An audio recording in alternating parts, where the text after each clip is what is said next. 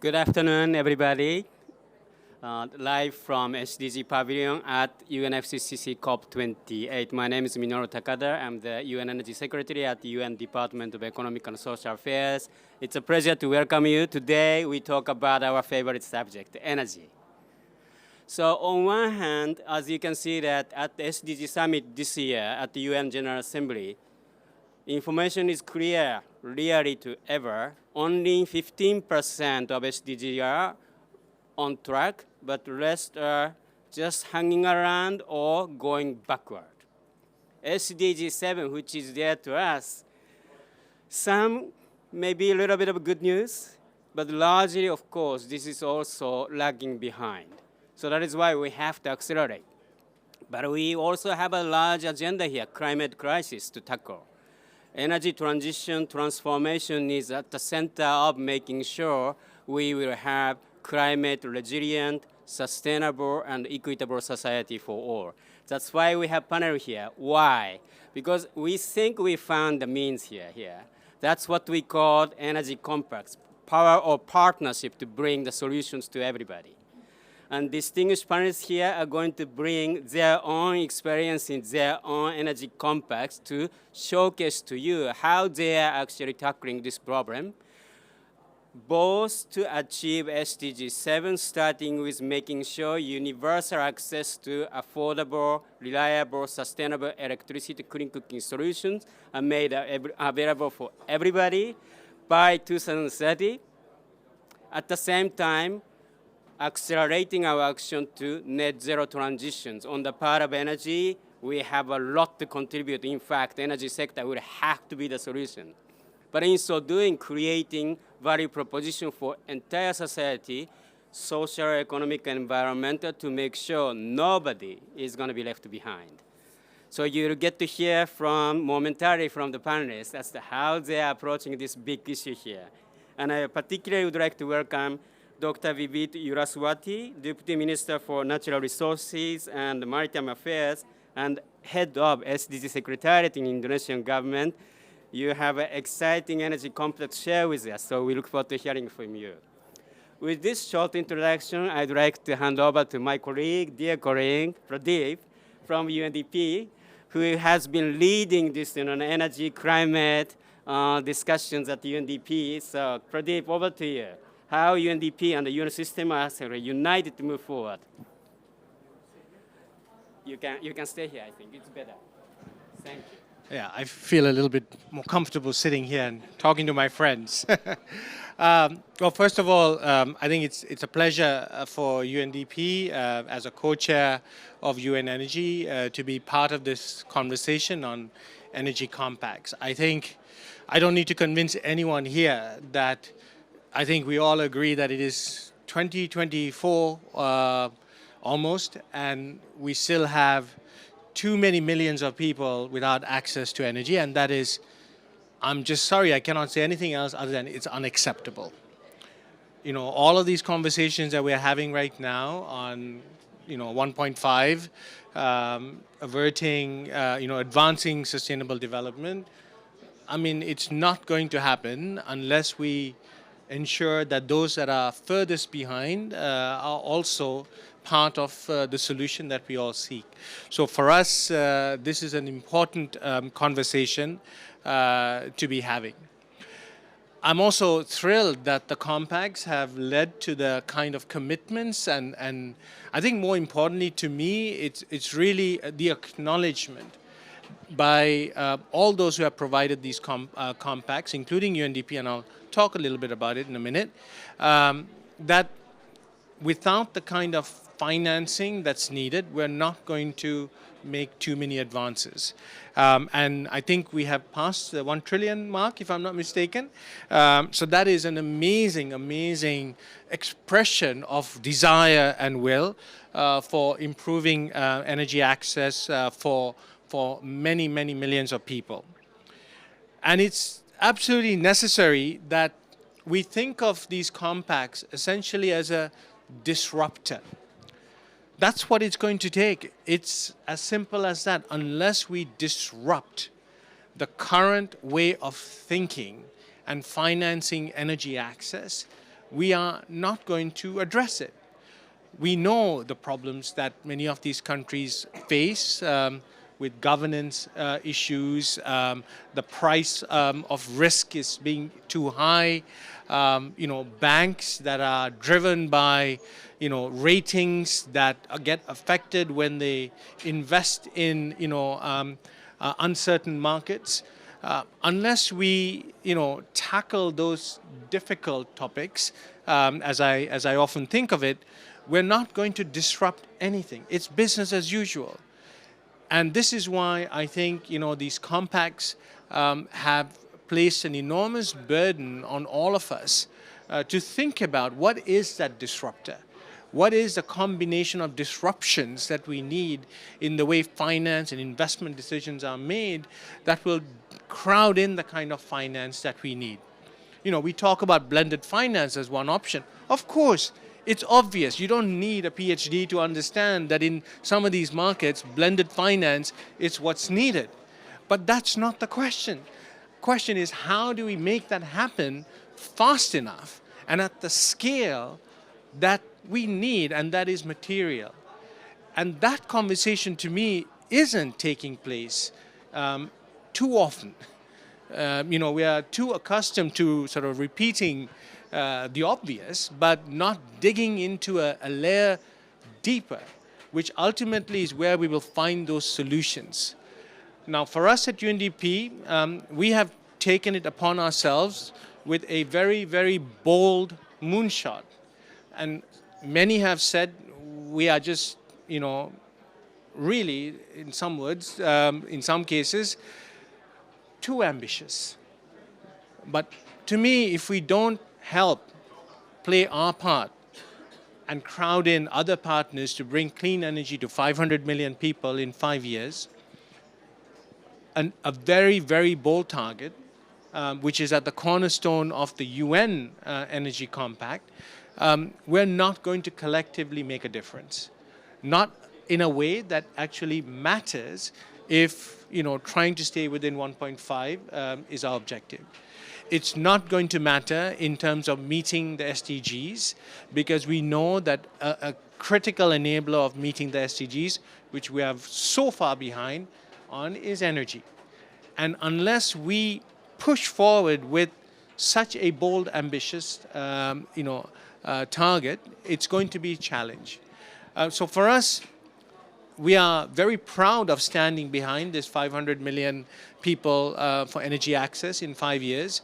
And I think these compacts are playing their part in fostering the kind of conversations that we need to have on, well, how do we now de-risk the context in which investments have to flow? Not just the policy de-risking work, but at what level?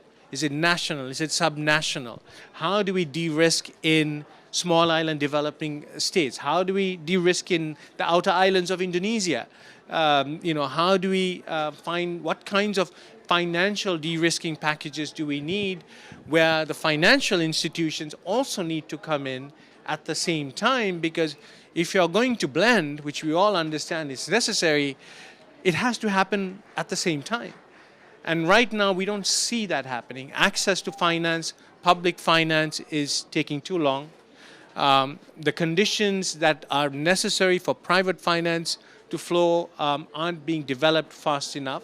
And even if we do get that right, they're not matched by the public funding that's needed. So for us, it's really important that we have conversations about how we, in a systematic but integrated manner, address both the policy de-risking and the financial de-risking that is required. Lastly, what I want to say is that ultimately this is also not about just energy for the sake of energy. This is, at the end of the day, the cornerstone of the SDGs. And that means having an integrated conversation, integrated mindset of what energy access actually means in the context of livelihoods, in terms of poverty reduction, in terms of agriculture productivity, value chains. And I think if we think about it in that way, we will find some of the solutions that we need just by bringing together many initiatives that are already underway but not connected. And that, I think, is really a very important ingredient in finding a solution to this problem that I think all of us feel very, very passionate about. So, colleagues, I am delighted to be here to be part of this conversation and to engage in hopefully what I hope will be a conversation about difficult issues. And maybe we can make some progress by jointly finding solutions to some of these, because if we don't, I don't know who else will.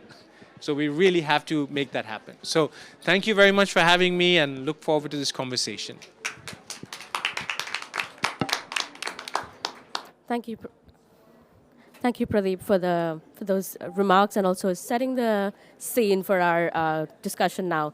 I'll just briefly introduce the panel since we haven't formally done that yet. Dr. Vivi Yulaswati, Deputy Minister for Natural Resources and Maritime Affairs and Head of SDG Secretariat, Bappenas Government of Indonesia. Welcome.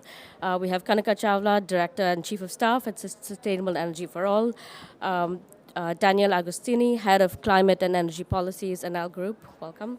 And Nilce Gregore, RE 100 Lead, Avellaneda, Argentina. I'm sorry, I didn't say that right. Pradeep Kulukura Surya, Director and Executive Coordinator, Nature, Climate and Energy from UNDP.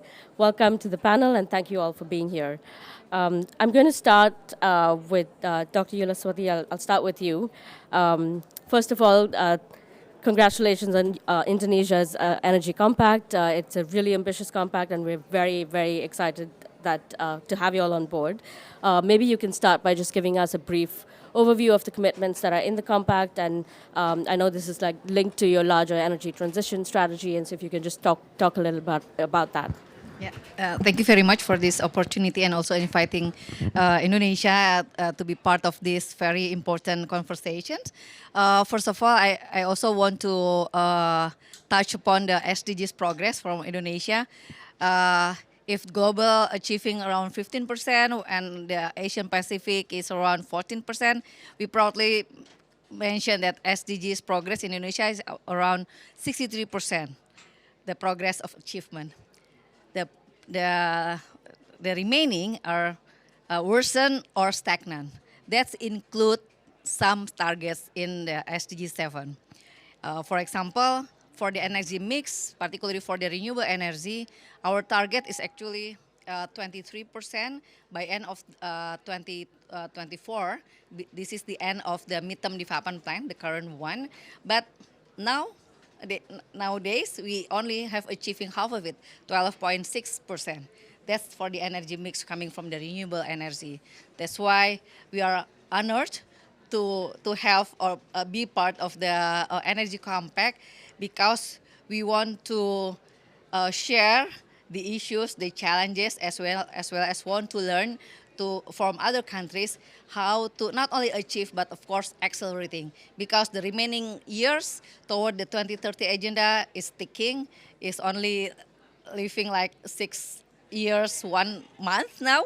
So that's part of the rationale why we are happy to join with the compact. Up until now, Indonesia still rely on the coal, but we put our priority to green economy policy in the next 20 years. We already put into long-term development plan 2025-2045, which is a law. And green economy is one of the game changer. Include in it is of course the the energy transitions. We cannot only rely or talking about one or two source,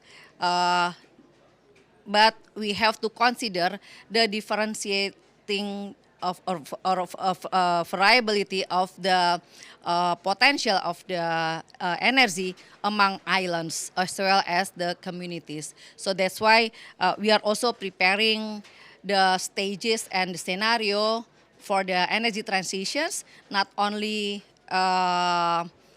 between midterm development plan within the next 20 years, but also among regions, which is the 5 big islands.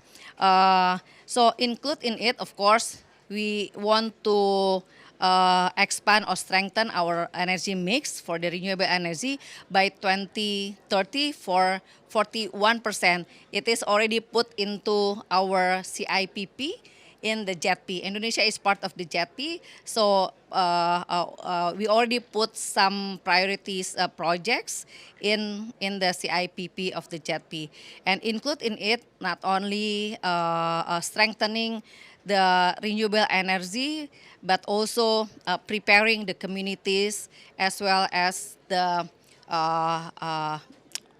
grid, the national grids. Couple of challenges. There are at least three.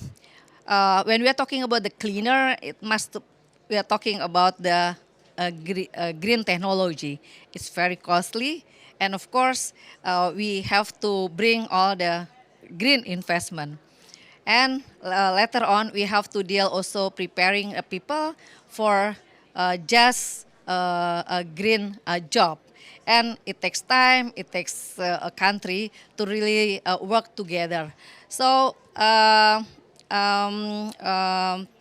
like I mentioned earlier, we have to prepare also a strategy for each regions, and particularly for the ones that already we already put the priorities to phase out, and it's implying to the areas or regions that in previous or in the current time is the producer for the coal.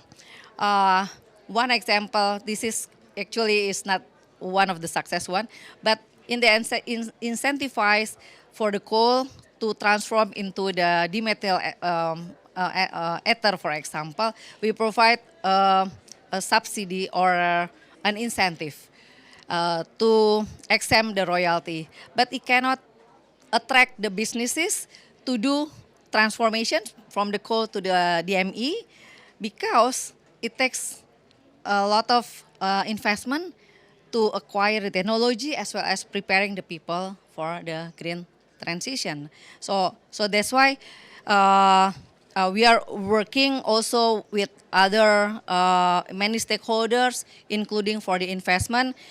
And basically, the government trying to build an ecosystem for the green investment. Among others is about the regulations. So working with the Financial Service Authority, for example, we provide a green taxonomy, a guide, the roadmap for sustainable finance, and also creating some instruments like a green bond, SDGs bond. Now we are preparing for the blue bond, the coral bond, as well as the orange bond. And of course, there are many incentives for the local governments that could start it with the green transition, preparing the module for the trainings, working for the curriculum, as well as livelihood for the people who impacted by the phase out of the coal electricity. So maybe I'll stop here. Thank you. No, thank you for that. That was a really comprehensive overview of the compact, and we're once again really excited to have Indonesia on board. I'll move to Mr. Agustina. I'll move to you. NL has also made pretty significant financial commitments in increasing renewable energy generation. And I know that you have an energy transition plan as well. So if you can just talk a little bit more about that in the context of your energy compact and what NL plans to do in the coming years. Right. No, thank you very much. And thank you for having me here today. It's a very important event to try to share some of those, the view on which are these challenges that are holding us back. And in NL, we're working very hard on this. Traditionally, I mean, we are, again, full value chain utility from generation through distribution to retail. All our investments are focused on renewables and the grids to serve those renewables. And in time, as we move along in our deployment, we do realize that infrastructure is what is holding back, bringing that energy access to even the less privileged parts of society, but even just to the millions of people, billions that are waiting to have that energy. So today, our new industrial plan was presented, our 5 years in industrial plan, and grids has a dominant role in our investments. We are looking into investing almost $18 billion in our grids, and the focus will be, of course, on making sure that the grids are equipped to serve that distributed generation that is proliferating beyond the urban centers, which are easier because of the density, but also on a wider sense. So again, servicing that distributed generation is important. The other part that we're looking at is digitalization. The more we upgrade our grids, the lower the investments will be required, because again, we can serve more users with less infrastructure. So that is a very important part. Upgrading, digitalizing grids requires a cultural change by governments, by regulators, by policymakers, and by the utilities that manage these grids. And in fact, we spinned off Grid Expertise, which is a service company that is designed to help utilities go through this transition that we've gone through in Italy, Spain, and Latin America. So I think that's the other big pillar. The third pillar, which is very important, is working on the resilience of grids. Again, we're trying to increase energy access, but this is actually, the climate is obviously working against it. With the more extreme weather events, we have a lot of users who end up losing energy access for longer periods of time, and that is a huge problem. It creates catastrophes, and in terms of reducing the energy access. So again, we're working very much on making sure that our grids are as resilient as possible. Again, 53% of our CapEx are invested in grids because we do think that it is real important to make sure that that infrastructure is there to host all the technology that is coming in, not only on the renewable side, but also in terms of flexibility and energy efficiency. So leave it to that, but very happy to discuss some of the, more in detail, some of the challenges during the rest of the panel. Thank you. Thank you so much. Nilce, I'll move to you now. I know you're from RE100, but you're representing the ICLEI Energy Compact. As a signatory on the compact, the ICLEI Compact is sort of committing to 100% renewable energy by 2050. So can you use the example of from Argentina and sort of talk us through how you're planning to achieve that? Totally. Thank you. First of all, thank you for having me and for having the local governments here. That is, for us, so important. And just in order to tell you, the Energy Compact is really, really related to our project, the 100% renewables that are working with ICLEI. As the objectives of our project is really similar to the ones of the Energy Compact. First of all, I would like to say that the way that we do it, and totally with the support of ICLEI, is involving all the stakeholders. And when I say all the stakeholders, are all the stakeholders. It's like the industrial sector, it's like the commercial one, it's like the neighborhood in general, is the private, the public one, because all of them have demonstrated to be interested in the process, in the transition, and they are really involved in it. So it's just, we had to call them to work, and they put all their experience, their professionals, and their tools to work for the energy transition of the city. So this was our first one knowledge from this roadmap. And the second one is exactly this one, to build a roadmap in order to put all our ambitious projects in an order and prioritize them and say, okay, we are going this way, and tell the citizens we are doing it and we are doing it together and it will work this way. So we generate like a confidence with the neighborhood that is really important for this project. Our roadmaps nowadays comprises 3 different parts. The first one is working in energy efficiency, even in the public sector, but also in the private one, especially in the industrial sector, that is our biggest consumer in the city. Then we have a part of energy technology, renewable technologies, that there we will develop different projects for the supply of the energy in our city. And in this part, I would like to tell you that we already have a 50% of the electrical energy supply with renewables, with a biomass plant in the city. And we are working to have 100% in this part by 2040. That is a little bit more ambitious than even the Energy Compact. And then we have another project that is nowadays is being executed with solar PV panels. Then the final part of the roadmap towards 100% renewables is about the transport and mobility. That is really there. We as a local government, we have a really great responsible in the part of the planning in the city, doing it with the infrastructure that is necessary to move from one part of the city to the other by walking, by bicycle, by e-mobility. It's like we need to develop it and we need to put it in our strategy of development.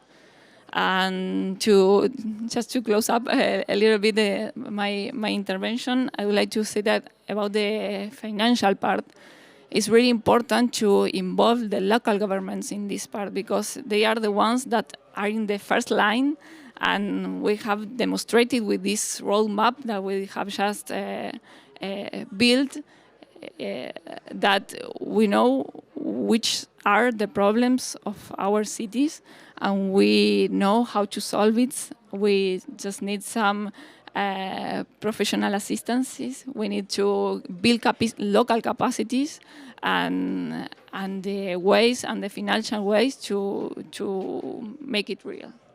Thank you. Thank you for that. As you know, like with the energy compacts, we also have several compacts that are multi-stakeholder compacts, and I'm going to come to you with a question on that. As you know, there are several multi-stakeholder compacts like 24/7 and No New Coal, Gender Energy, and so on. Can you talk a little bit about how these multi-stakeholder compacts are impactful in terms of like it's not just individuals but like multiple agencies that come together for impact? Yeah, thank you for that, Divya. And I think the multi-stakeholder compacts are in some ways a direct response to the challenge that Pradeep laid out for us right at the start, right? Some challenges within the overall energy transition movement require collaboration more than others, and that you cannot kind of address them unilaterally, and they require different types of partners to work together and play to their competitive advantages. And it is for that reason that these multi-stakeholder compacts, I think, are especially impactful, because they bring together governments, private sector, subnational governments, development partners, as well as catalytic partners, whether from civil society or from financial institutions, to really think about challenging issues together. And so maybe just to take the example of, say, the No New Coal Compact, which actually is predominantly governments and is also open to subnational governments, is a really important way to offer an alternative narrative to a very political conversation that is at this COP front and center. When are we going to phase down? When are we going to phase out?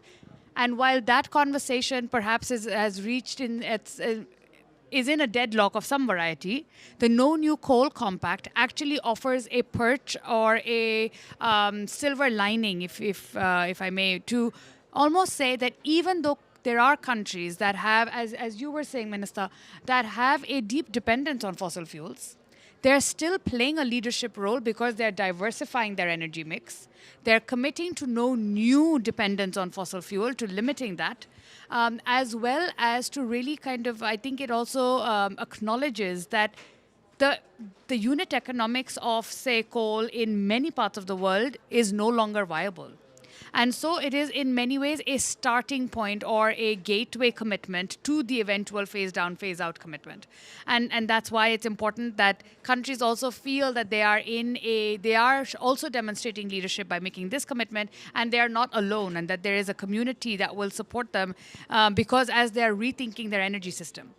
The 24/7 carbon-free energy compact is another example which is widely and vastly different and definitely requires this multi-stakeholder approach, because while governments may have a keenness to decarbonize their grid systems, there's often vested interests or often compulsions beyond which they are not able to move without the partnership of private sector.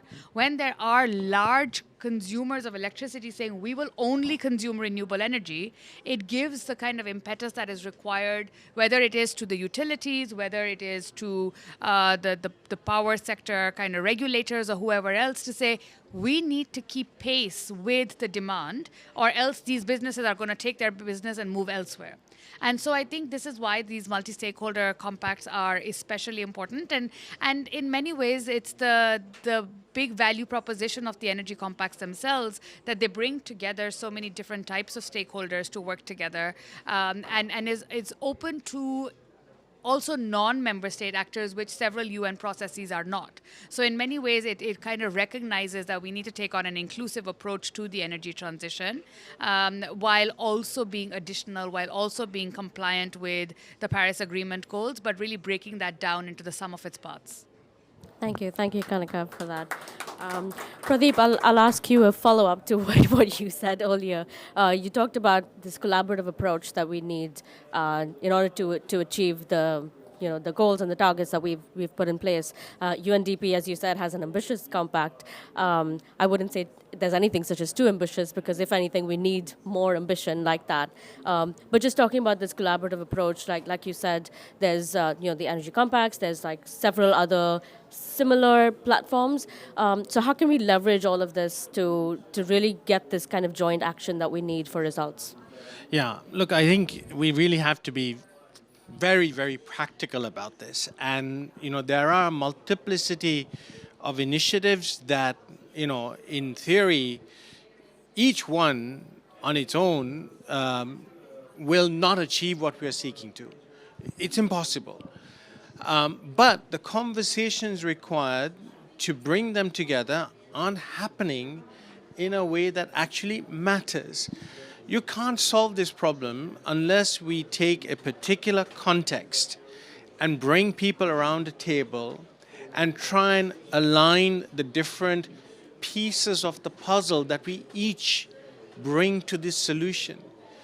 And, practical issues of just aligning agendas and schedules and getting the right people into these conversations is not happening.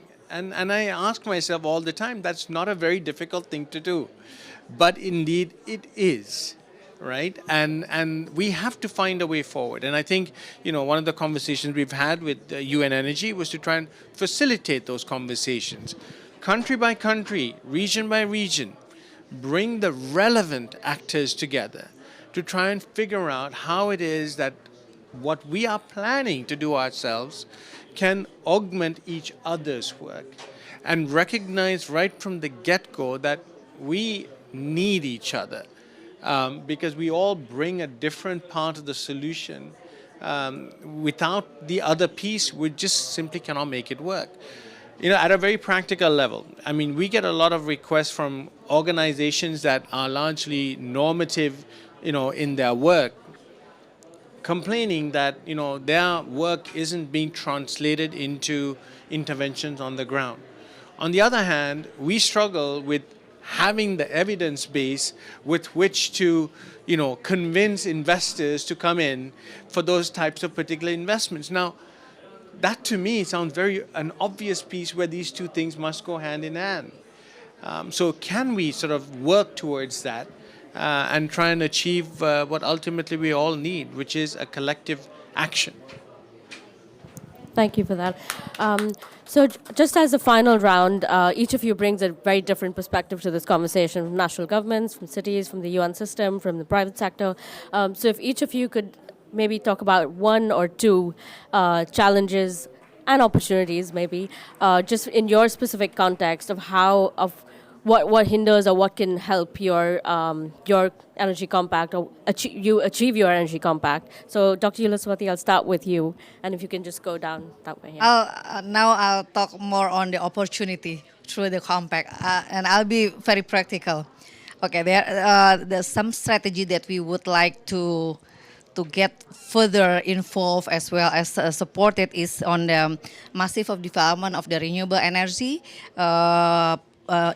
For the power plant, including the floating solar panel, because we are islands, and then mandatory of biodiesel and other biodiesel implementations, biomass coal-firing, and dieselization, converting diesel power plant to the renewable energy power plant. And like I mentioned earlier, that the modalities for investment, we have already developed some, and it's in progress, and somehow it's can be succeed. For example, we already succeed to sell the bond, the SDG bond, to the US as well as to the European, and then the blue bond in the Japan. So it's crowd in for the businesses around the globe. And also we have the just newly launched blended finance mechanism through the energy transition mechanism, the ETM, and also the geothermal resource risk mitigations by the World Bank. So I think would be lovely to work together through what we have, and of course seeking other innovations to accelerate everything, particularly the 2030 agenda. Thank you. Yeah. Kanika, do you want to go next? It's Finance Day.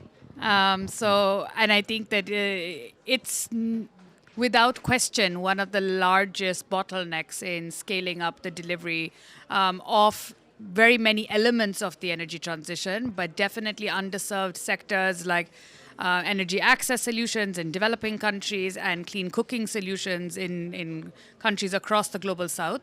And I think that the energy compacts can power this to some extent by offering an indication of the pipeline of projects, because there are a lot of commitments both by governments as well as by individual developers, etc., of the kinds of projects that they want to do. And they're reporting back often to say that they're short of their commitment.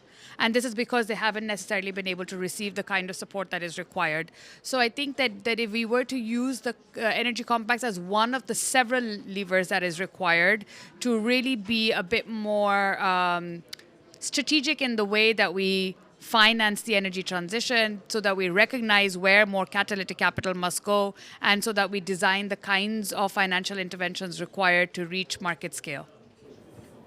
Okay. Thank you.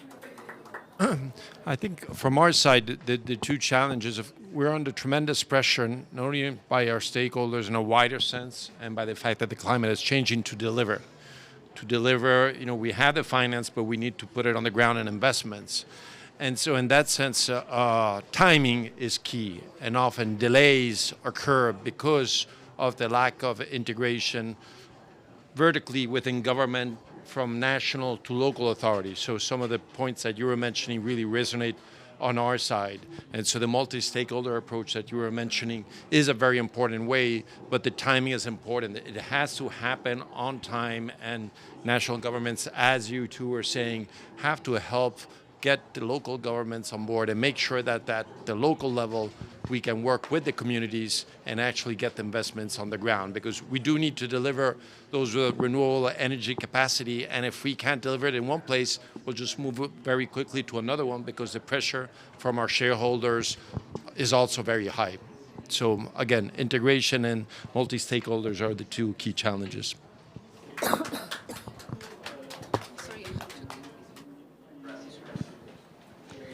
Well, for us, the situation is like they have just said.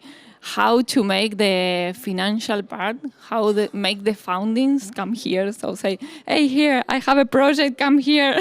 we have a plan, we have a roadmap, we are working on that, and this is particular our first challenge. But then also we have another one that is how to tell the other government levels, it's like the national level, okay, we need this normative, we need this situation to happen in order to make our transition and achieve our goals. We have a couple of national recommendations that we have already made. But in a political scenario so changing like we have nowadays, it's like a difficult situation too. So this one, financial and the communication with other government levels. Thank you. Maybe I'll talk about an opportunity instead of problems, which might actually bring a lot of your problems or the challenges you're facing together. Let's take a country like Uganda. We're currently active in Uganda, investing global environment facility resources together with the African Development Bank to effectively set up a conducive regulatory framework, a policy framework, to identify business models that actually work in off-grid contexts, where, as it is today, by all definitions, it's what you would call unbankable. But if we accept that, which I don't, nothing's going to change. So let's change that. If we are performing, if we are doing something that will change the regulatory environment, and you're looking for investment opportunities, you and I and our teams should be able to sit and figure out what it is that you will need in order to have the comfort to invest. There may be some compromises that need to be made. We may need to do something extra, but that conversation needs to happen. We're not going to tackle this unless we take on some political economy issues. And unless we facilitate those through multi-stakeholder dialogues in those contexts, in lieu of the conversations we're having with the investor community, we're not going to advance on these issues, right?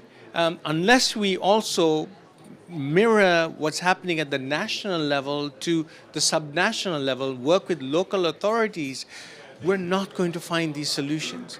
So I guess my point here is ultimately, I think we all know what the problem is, but I think we all know what the solution is also.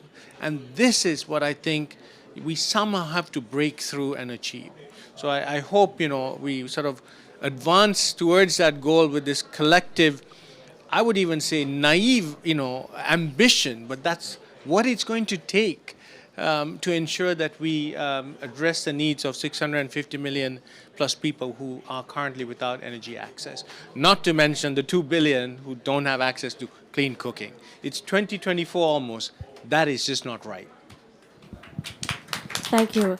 And thank you to the panel for your engaging remarks. I'm just going to call Minoru back up to give us some closing remarks. Thank you very much. Great conversation. So big hands to the panelists. Thank you so much. So since we heard a big story, maybe UN should also say something ambitious this way. So Kanika, by next year, General Assembly time, how much the total portfolio of energy compacts should look like? We have now 1.3 trillion. Is that going to be 2 trillion or 5 trillion? What's your sort of ambition? I think it should be over 2 trillion. Fantastic. But so also we got one. Annual reportage should go up from the 60 billion that it is now to much higher numbers. That is what has already been done. That number needs to also keep going up. So I would say that $2 trillion in total with annual financial flow of 100 billion. How does it work? Pradeep, we have a moonshot of 500 million additional people with access to the energy by 2025. to that, I think at the minimum, we as a UN system needs to be strengthening our work in minimum additional 50 countries. Can we commit as a UN system that we'll do so by 2025? Yes. We have to. Fantastic. This is another commitment. We have to. Now, on my part, at the global level, there's going to be a summit of the future to come under the General Assembly in September. This is supposed to be the largest summit for a long, long time to come. In the margin of UN, the General Assembly Summit of the Future, we commit to have the largest SDG 7 Global Action Forum, where we're going to be featuring major commitments and energy compact.